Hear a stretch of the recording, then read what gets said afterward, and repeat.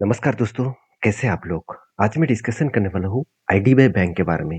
देखिए IDBI bank के ऊपर अराउंड 2 से 3 मंथ पहले एक वीडियो बना था और तब भी मैंने बताया था कि मुझे एक लेवल्स मिल चुके हैं, जिस लेवल से मैं इस कंपनी के ऊपर स्विंग बेसिस में काम करने वाला हूँ। और वो काम तो मैंने कब के कर लिया और उसको मैं कंटिन्यू भी कर रहा हूँ। और इस बेसिस में मुझे बहुत सारे कमेंट्स भी आया कि सर अगर मार्केट जब अप हो जाते हैं, जब नीचे लेवल से ऊपर आ जाते हैं, तब आप कैसे काम करते हैं? देखिए मुझे लोअर लेवल में भी काम करना आता है और अपर लेवल में भी काम करना आता है।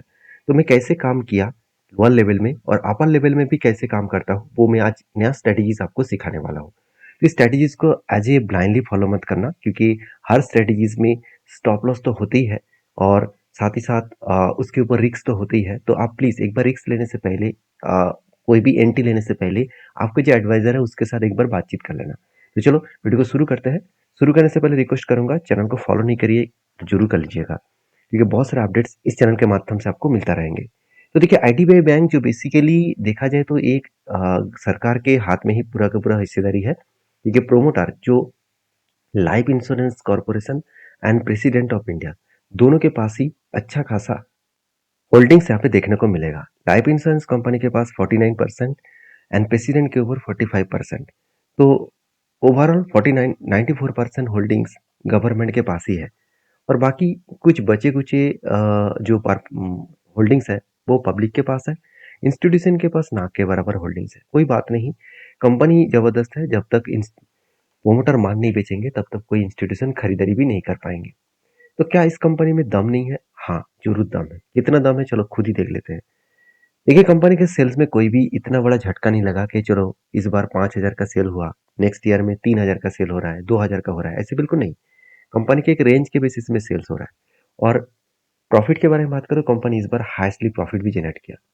तो फिलहाल के लिए जो मार्च का जो डेटा है वो अभी तक आया नहीं है। मतलब मार्च का जो नेट प्रॉफिट है वो अभी तक आया नहीं है। तो उस बेसिस में कंपनी का प्रॉफिट एंड लॉस में एक पॉजिटिव डेटा देखने को मिला। और सबसे बड़ी बात है, प्रॉफिट एंड लॉस के हिसाब से जो रेवेन्यूज है वो एक अच्छा खासा रेवेन्यूज में ग्रोथ देखने को मिला साल भर में। और नेट प्रॉफिट भी अच्छा खासा ग्रोथ किया, जो यहाँ पे आप झलक देख सकते हैं। 3 साल में 16% का सेल्स का ग्रोथ एंड प्रॉफिट का ग्रोथ 44% था। लास्ट ईयर में 9% का सेल्स का ग्रोथ एंड प्रॉफिट को 33% हो गया। मतलब यहाँ पे थोड़ा सा वीकनेस के कारण ही मार्केट में एक प्रेशराइज आया। तो कितना प्रेशराइज आया मैं अभी आपको दिखाऊंगा। ध्यान से चार्ट को ध्यान से देखेंगे। उससे पहले मैं कुछ पॉइंट्स और भी शेयर कर लेता हूँ। जैसे देखिए, जो लोग सोच रहे कि कंपनी का वैल्यूएशन सही है, बिल्कुल है। कंपनी का वैल्यूएशन एकदम सस्ता है और इंडस्ट्रीज पीरीसी के सेम टू सेम है। और आरओई भी बहुत स्ट्रांग है, क्योंकि कोई भी कंपनी के ऊपर मैं जब भी काम करता हूँ, बेसिकली जो बैंक्स के ऊपर जब भी मैं काम करता हूँ, तो मैं आरओई को नोटिस करता हूँ। आरओसीओ नोटिस ना भी करे तो चलेगा। रिटर्न ऑफ इक्विटी बहुत इंपॉर्टेंस है इसके लिए। तो जो 13% है, तो 15% के ऊपर है तो मैं ज़्यादा पॉजिटिव मानता हूँ। तो 13% है, कोई बात नहीं, इतना भी खराब नहीं है। तो बाकी देखिए, इनकम जबरदस्त कर रहा है। तो जो लोगों के मन में डाउट होगा कि 85,000 करोड़ की कंपनी और करीबन 3.5 लाख करोड़ के आसपास कर्जा लिया है, क्या वो मिटा पाएंगे? देखिए, यहाँ पे मिटाने की बात नहीं है। यहाँ पे ये देखना है कि उतना पैसा कंपनी के हाथ में है कि नहीं है। तो सबसे पहले मैं डिपॉजिट देखूँ तो डिपॉजिट में ही 3 लाख करोड़ है। और उसके बाद कंपनी के खुद के कर्जे कितना है? जस्ट 19,900 करोड़, जो इजीली कंपनी इस पैसे को मिटा सकते हैं। और मजेदार बात क्या है जानते हैं? कंपनी कंपनी के 1 लाख करोड़ से भी ज्यादा खुद के इन्वेस्टमेंट है। मतलब खुद इन्वेस्टमेंट करके रखे हैं, जहाँ से कंपनी अच्छा खासा इंटरेस्ट कमा रहा है। तो खुद जब दूसरी जगह पे मतलब पैसा दे के रखे हैं, उसको तो पैसा मिलेगा, उसको तो इंटरेस्ट मिलेगा। तो वहां से कंपनी खड़ा हो पाएंगे, अच्छा खासा ग्रोथ कर पाएंगे। तो सारे पॉइंट ऑफ व्यू से बात करूँ तो कंपनी हमेशा पॉजिटिवली मोमेंटम यहाँ पे दिखाया है। हाँ, एक वीकनेस पॉइंट है। वो क्या है? सरकार अभी भी इस कंपनी के ऊपर स्टेक बेचने के लिए तैयार नहीं है। सेबी के रूल्स के अकॉर्डिंग, गवर्नमेंट हो और कोई भी प्राइवेट कंपनी हो, हर किसी को क्वांटिटी को बेचना पड़ेगा। हर किसी को मतलब खुद के शेयर को बेचना होगा। तो फिर भी यहाँ पे कोई बेचता हुआ देखने को नहीं मिला, क्योंकि 70% से ज्यादा होल्डिंग्स नहीं होना चाहिए प्रोमोटर के पास। मगर ये सरकारी कंपनी है, शायद इसीलिए अभी भी शेयर को कंटिन्यू कर रहा है। तो चलो अभी मैं चार्ट के ऊपर एक बार लेके जाता हूँ। देखिए चार्ट में मैंने जब जब मैंने फर्स्ट टाइम इस कंपनी के ऊपर काम किया, वो भी 200 सॉरी 52 एक हाई लो के स्ट्रेटजीज के बेसिस में। ध्यान से देखना, यहाँ पे जो स्ट्रेटेजीज को मैंने यूज किया, ये जो लाइन है, ये लाइन है 52 वीक हाई का लाइन। तो यहाँ पे 52 वीक हाई का लाइन है और ये नीचे वाला है 52 वीक लो का लाइन। तो 52 वीक लो का लाइन है। तो दोनों लाइंस के हिसाब से देखा जाए तो यहाँ पे हाई का लाइन और यहाँ पे लो का लाइन। तो दोनों लाइंस के बेसिस में जब भी मैं इस तरीके से काम करता हूँ, जब भी शेयर नीचे आकर इस 52 लो को टच करेगा, तो फाइनली टच कब किया था? टच किया था जनवरी में 13 तारीख को। 13 तारीख को टच किया था, तब मैंने इस कंपनी के ऊपर डिसीजन लिया और उसके बाद देखिए कंपनी धीरे धीरे करके ऊपर जाने का कोशिश कर रहा है। तो मैं कहाँ तक इंतजार करूंगा? जब 52 हाई को टच करेगा तब मेरा एग्जिट पॉइंट बनेगा। और तब भी मैंने आपको वीडियो बना के शेयर किया था जब टच हुआ था। देखिए, मेरा मकसद ये नहीं कि मैं आपको रिकमेंड करूँ चलो इस स्ट्रेटेजीज को आप ब्लाइंडली फॉलो करें, ऐसे बिल्कुल नहीं। आप टेस्टिंग करके देख सकते हैं। जैसे मैं थोड़ा सा एक बार टेस्टिंग करके आपको दिखा देता हूँ। जैसे ऐसे सिचुएशन कब बना था? एक बार बना था 2022 में। तो 2022 से लेकर यहाँ से लेकर हाई कब किए थे, टच कब किए? इस लेवल में हाई किया। तो जस्ट 200 डेज में 51% का जर्नी देखने को मिला। ऐसे पहले भी देखा जाए तो क्या पहले भी हुआ था? हाँ, कोविड के टाइम में भी हुआ था। कोविड के टाइम में क्या हुआ था? कोविड के टाइम में अगर देखूं तो कोविड से लेकर जो पीक लेवल तक गया, तो कुछ इस तरीके से लेवल्स में गया। तो कितना 85% गेन मिला जस्ट 110 डेज में। तो कहने का मतलब है कि ऐसे सिचुएशन बार बार आपको देखने को मिलेगा।